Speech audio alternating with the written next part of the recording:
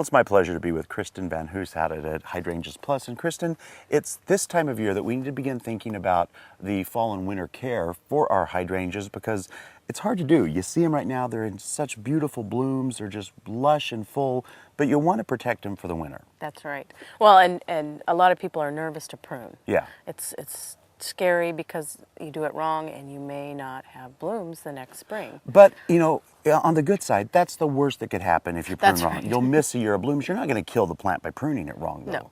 So you know that if it's one or the other, better to prune wrong and still have the plant alive and bloom again than to let it get out of control. Because we've all seen hydrangeas that are like 7 foot tall, out of control. As big as the house. And sometimes you do just have to cut them off and let them recover and not have blooms if they're that big. Yeah. If you forget to prune every year, you may have a 7-foot plant. Well, now, before you go into specifics on how to prune correctly for blooms every year, is there a difference in like a hydrangea in a pot? Would you prune that differently than the ones in the ground? No, I wouldn't prune it differently. So pretty much all the same principles. Yes. Well, all right. Especially around here. If you live in a colder area, I would maybe bring the container hydrangea into the garage.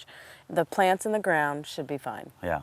Because, you know, we do have some odd weather every once in a while in the winter. Like, Have we you know, even had a normal year? It's been a while, hasn't it? But you do want to pay attention to that. So if it's dropping below, let's say 15 degrees, you might want to think about either wrapping it or popping it in the garage then, That's just for right. a little extra protection. Definitely.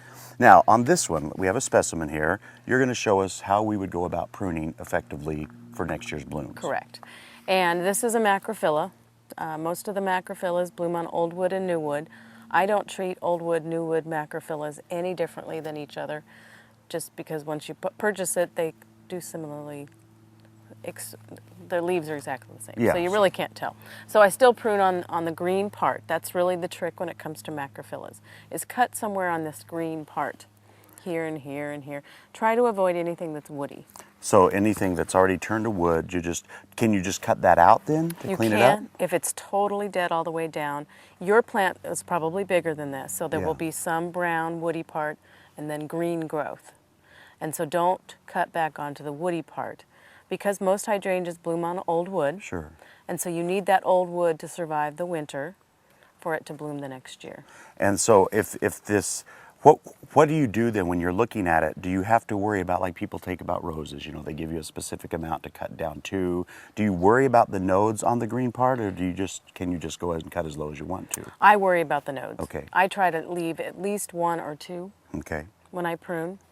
Since this is a very young plant, the nodes aren't going to be as pronounced as they would be on one that you would see in your own garden. And just for clarification, by nodes, we mean this little thing that looks like almost like a wristband around the plant. Right. Okay. Yes, exactly. And I try to leave at least 2 of those because those are going to be your branches next year. Okay. And so the winter will make that part stem green, go from green to woody. Mm-hmm.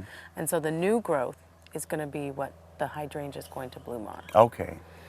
So for an example on this one here, Kristen, I would assume that each one of these is considered a node. Correct. So there's like 4 on here. Right. So I would either cut right here and leave 1 and then this branch, or maybe even down here if I needed to take the plant back a little bit. This is a very young plant, so we would probably cut here. Because, share with me if it's the same principle as other things. You can also prune for the height of the plant. So if you want a bigger plant, you would cut up higher. Yes, you can. And if you want it lower, you could cut down lower on the And nodes. it also depends on the ultimate size of the cultivar. Sure. You know, some of the small dwarf varieties, there's just maybe 2 or 3 inches between the leaf nodes. Yeah. Whereas this one's a little bit bigger of a plant, so you have a little more distance. So you can't just say cut off 3 feet of your plant. Yeah, exactly. Yeah, that makes sense. Well, you know, there's so many hydrangeas, and they're all so beautiful in the garden, and it can be a little bit daunting to think about how to prune them correctly. No place better to go than out here at Hydrangeas Plus and talk to Kristen about it. Thank you so much, and I guess I'll be getting home to prune my own hydrangeas now. Sounds great.